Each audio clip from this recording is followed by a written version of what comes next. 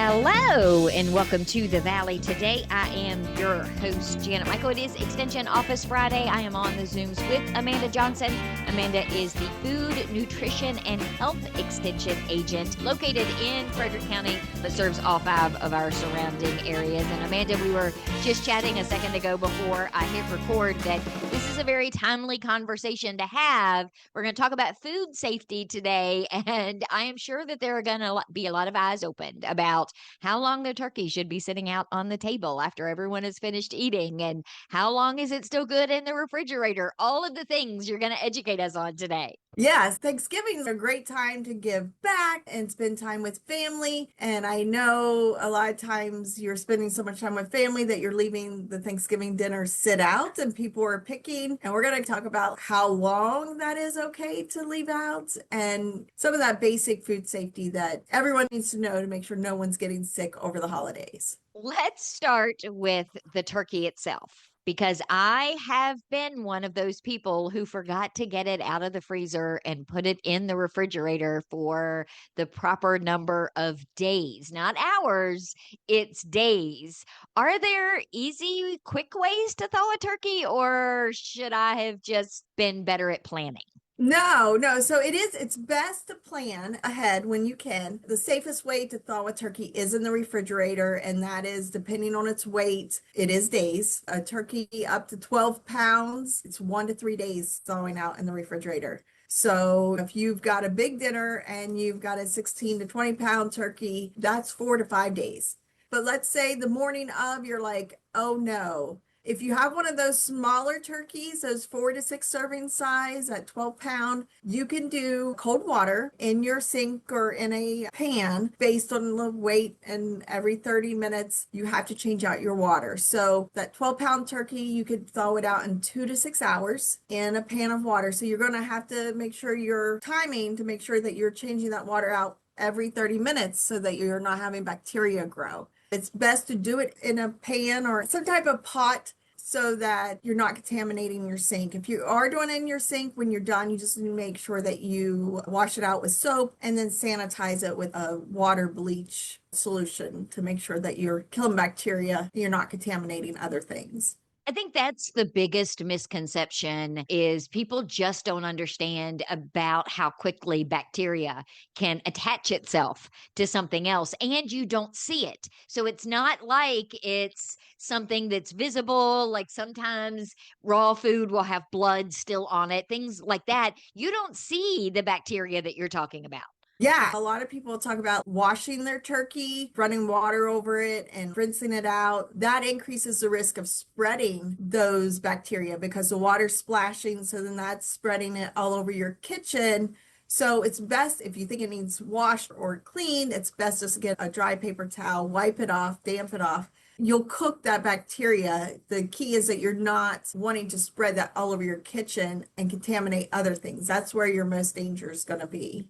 And that makes sense because we do so many things on our kitchen counters and around our kitchen sink. So I could be doing that with a turkey and then get it ready to go in the oven. And now I'm peeling potatoes, or I'm doing something else right there in the same spot where I probably haven't wiped everything down because I'll just clean everything up when I'm done. Not such a smart idea.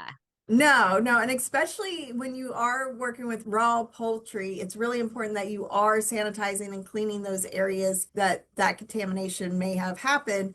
Washing your hands is really key. Anytime you touch raw poultry, you should be washing your hands at least 20 seconds. And that's scrubbing your hands outside the water. A lot of people, when they put soap on, they put their hands right into that water and start to scrub. You need it outside the water so that you're killing those germs and stuff. So yeah, it's making sure that you're clean and you're sanitizing and you're separating your ready to eat foods, like your salads and those type of things, are separated from your raw foods.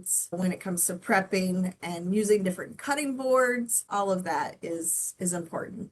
So once we get the turkey prepped and we get it in the oven, you do have to make sure it's at a certain temperature before you take it out to eat, right?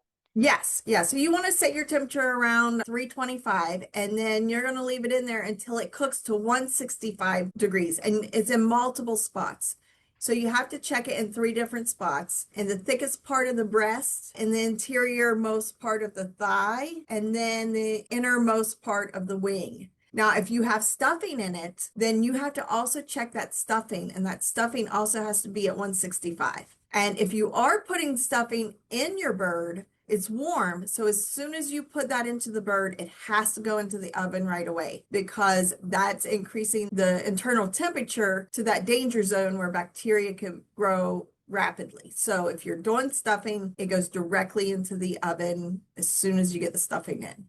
I will admit I've never done stuffing inside of a turkey, mostly because I think it's gross. And Yeah. and it's so much easier to make it in a box afterwards.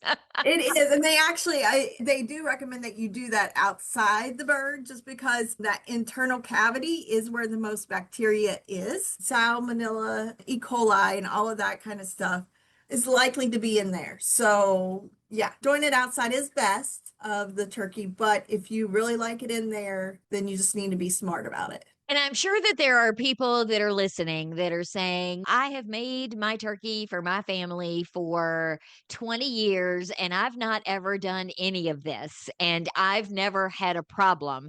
I would hazard a guess to say they are incredibly lucky, or maybe they are doing this kind of stuff and they just don't realize that they're doing it and they're being safer than they think they are. Yeah, and we're not able to take the risk out completely. We're reducing risk. So all of these tips are things to help decrease that likelihood that you're going to get sick from it. But I know just from personal experience how many times you go to your family at Thanksgiving or Christmas, and then all of a sudden everyone that was there, or two or three people that were there, end up with a stomach bug. Is it really the stomach bug, or was there a foodborne illness in there somewhere that someone may have gotten sick from? You're just using wisdom to reduce risk. Yeah, we tend to blame that on overeating when that probably isn't what has happened. Yeah, yeah. Some people are more susceptible to getting sick. You're elderly, you're expecting mothers, or even small young children. A lot of times our bodies could fight a lot of that stuff if we're naturally healthy, but you're still risking that vulnerable population.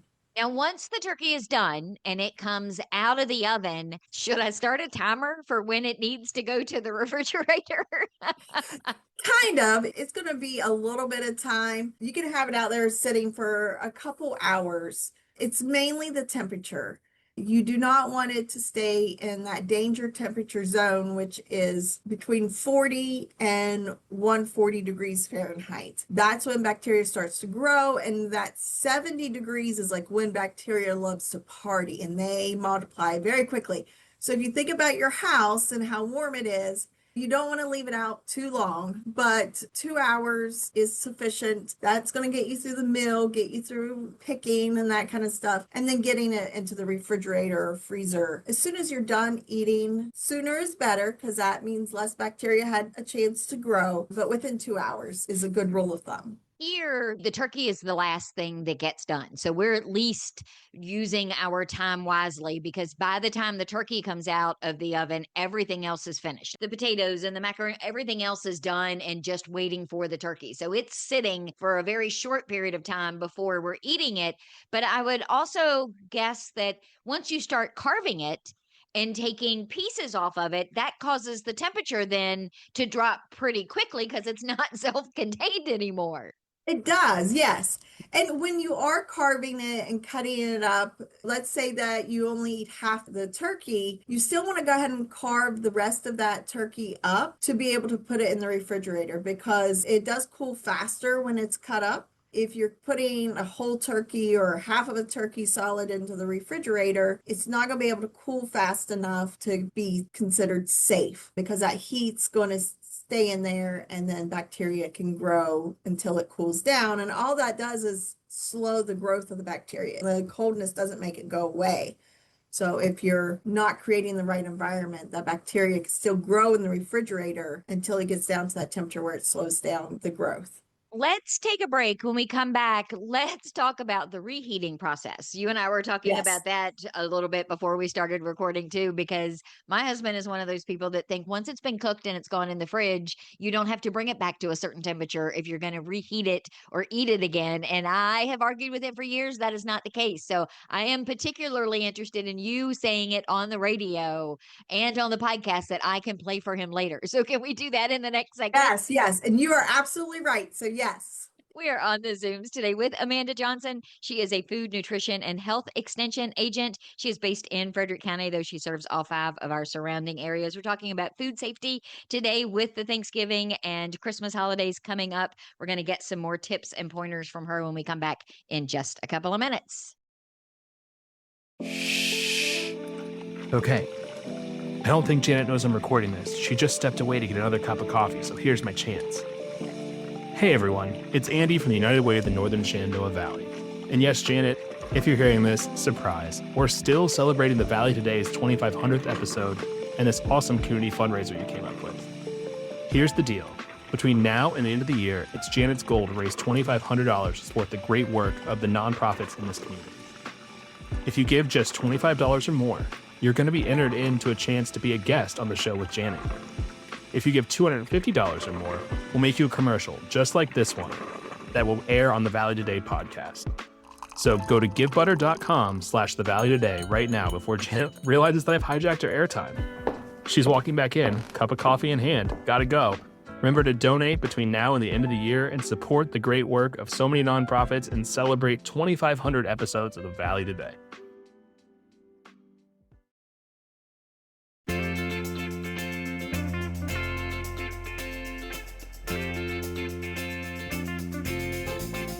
Welcome back to the Valley today. I am your host, Janet Michael. It is all about food safety on the show today. It is Extension Office Friday after all. So Amanda Johnson is joining us. She is a food, nutrition, and health extension agent based in Frederick County. With the holidays just around the corner, I don't want anybody getting sick. I know that is your life mission, Amanda, is to make sure no one has a foodborne illness under your watch. That's right. No one wants to be sick around the holidays or after the holidays. We all love that Black Friday shopping, so no one wants to be sick after Thanksgiving. So in the first segment, we talked about thawing your turkey, getting it into the oven. We talked about stuffing. We talked about proper temperatures. So once dinner is over, the turkey has all been carved up and it goes back into the fridge for later in the night, for early the next day. Depending on the size of your turkey and the size of your family, it might last another week or two. How do you reheat it so that it's also safe? So when you're reheating, the temperature is still important because the bacteria, remember we talked about the bacteria is just slowing down in the refrigerator, so it's not gone. So you want to reheat to 165, that internal temperature. So if you're putting it in the microwave or in the oven, you want to make sure that you get your thermometer out or that it's at least 165 degrees Fahrenheit. It's important that if you're using, it wouldn't be for your turkey, but if you're using a crock pot, you can't reheat in a crock pot because it takes too long of a time for it to get back up to that temperature. So it's in that danger zone longer. Yeah, it's something that I discuss with my husband all the time. I'm like, no, you got to take it out and put it on the stove or something. The crock pot is made to cook, but not to reheat. So even that, you need to make sure that within that is safe a time period. crazy Yes. valuable tip. Although I say that and I'm trying to think, I don't normally reheat in the crock pot. Now, I have been known to make spaghetti. And then once we've mixed the sauce and the noodles and we've had it for dinner, I'll take the pot that it's in and I'll put it in the fridge. And then the next night we put it back on the stovetop and I heat it up that way. But the stovetop gets hot a whole lot quicker than a crock pot would. So I should It be does, safe yes. there. You should. Now, if it's a huge pot of spaghetti that's very dense, those are things that you need to break down into smaller containers so that it could cool faster in your refrigerator. You don't want to hold a whole bunch of heat in there and it be in that danger temperature zone for an extended period of time. So if it's soups, anything that's really mashed potatoes, those type of things you want to separate into smaller containers so that they can cool faster. It took me a lot of years once Josh was gone out of the house to recalculate making even spaghetti for dinner, because it used to be a whole box of pasta and it was 2 jars of sauce and it was all of the things. And now I think I've got it down to a science that spaghetti for Tim and I for dinner can be 2 meals. And it's one of the few meals that I'll eat the next day. Like, I'm not one of those people that will eat something on Monday and eat the same thing again on Tuesday. I got to have a couple of days separation. But spaghetti, I can do that. And so usually there's just enough left in the pot that it's easy to reheat and I don't have to dirty another dish to put it in the refrigerator. Yeah, no, and those are leftovers. They're actually good for about 3 to 4 days afterwards. So your turkey can be in the fridge for 3 to 4 days after it's cooked. Same way with a lot of your other leftovers, as 3 to 4 days. And then after that, you need to discard. It just isn't safe. But if you don't want to discard it, you can put it in the freezer. And that's quality good for about 2 to 6 months. And then after that, the quality decreases. The safety's still there, but it just the quality decreases. I always put dates on everything. Like, I got Sharpies everywhere. And a couple of years ago, my husband got one of those food sealer things, but I'll write on it what day it went in. Or if I'm really feeling together, I'll write the date that I have to throw it away at. So it's easier to look at and go, oh no, I still have 3 months. Yeah, yeah, and that's really important. And when you are putting stuff in the refrigerator, especially if you're doing multiple days of leftovers, to be able to have that in there, either putting the date you put it in there, or I really like the idea of putting the date of when you need to make sure you throw it out. Just like the milk expires or is best by, whatever. After that date, I'm not touching it, that kind of thing. But yeah. So, for example, with hamburger, I always thaw it in the refrigerator. Rarely do I do it any other way because I'm always afraid that if I don't, we're going to get sick. But then sometimes it sits in the fridge for 2 or 3 days and we've decided we're not going to have that.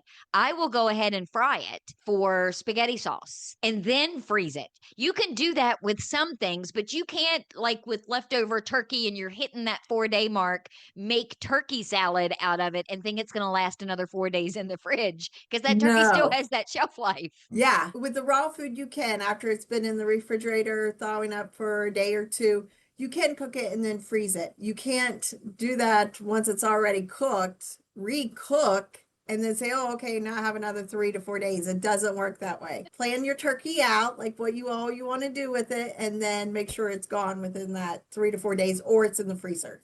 Sort of as a side note, one of the things that I've learned in the last couple of years since we got the dogs is making sure people also understand that turkey legs and turkey bones, leftover turkey, is not good for dogs, because once you've cooked a turkey, those bones are not hard anymore and they can splinter off. They could possibly do damage to your pets. Yeah, and it's best practice that you're not giving your dog table scraps anyways, even though my dog will find its way to our trash can. But yeah, you want to think about that pet safety and what foods are okay for dogs and what's not. It's really best to look into that. Grapes, I do know, is terrible for dogs. We found that out the hard way. So just because we can eat it doesn't mean it's safe for the animals.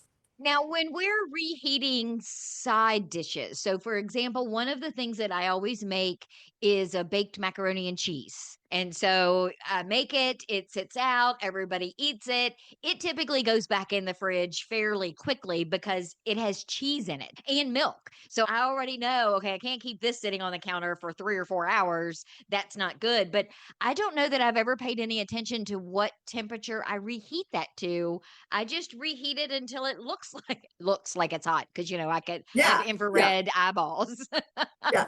Or that it tastes warm or hot, or it has hot spots. Yeah. So like you need to mix that up and make sure after you mix it up, take the thermometer. That's still all of your leftovers that has to be heated up, has to be heated up to 165.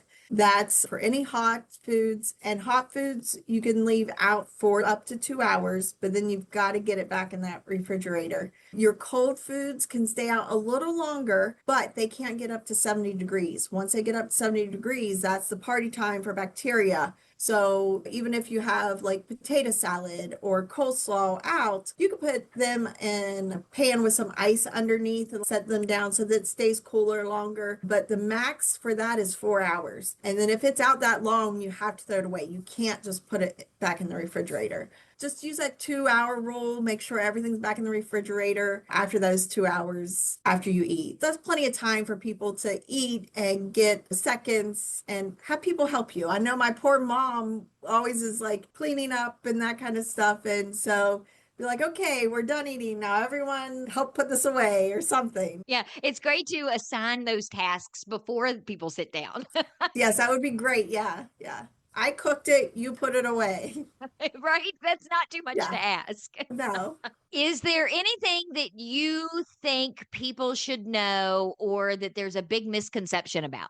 My assumption would be Uh, thawing the turkey is probably the big one, but are there things out there that you hear people say they do and you're like, oh, no, no, no, no, no, no? I think making sure that they're not washing those turkeys in the sink and making sure that you are sanitizing after that raw turkey has been out and it's possibly contaminated things. Sanitize everything before you go in and get out your ready to eat foods, your carrots, your relish tray, or those type of things, just to make sure that you're not contaminating things that aren't going to be cooked or up to that temperature to kill the bacteria or to slow it down. I saw a video several years ago, and I did this all the time. When I would do the cleanup, I would use a sponge or I would use my dish towel to dry my hands. And I saw this video about how when you're reusing those things, that bacteria can get on that tea towel that then gets on the counter when you throw it on the counter. And so now I am a huge fan of the Clorox wipes and a roll of paper towels because I can throw all of that away when I'm done with it. Yes, and I will a lot of times we have scrub brushes and stuff for like the pots and pans, and those I put in the dishwasher along with the other plates and stuff so that they could be sanitized in the dishwasher. But yeah, it's just keeping good hygiene, a clean area. A lot of it's just using common sense. Just think about what could be in there that we can't see and how can we reduce the risk of making people sick. Amanda, thank you for meeting up with me on the Zooms today and giving me all this great information. I may just tell Tim to listen to the show and turn Thanksgiving dinner over to him this year. There you go. Yeah, it's a lot of work. It really is. So yeah, split up those chores or be like, I'm going to be thankful for you this year and you can make dinner. Well, I hope you have a fantastic holiday season. Thanks again for taking the time today. Thank you. And you too. I will be back on Monday with a brand new episode of The Valley Today. Get out and enjoy your weekend and meet me back here then.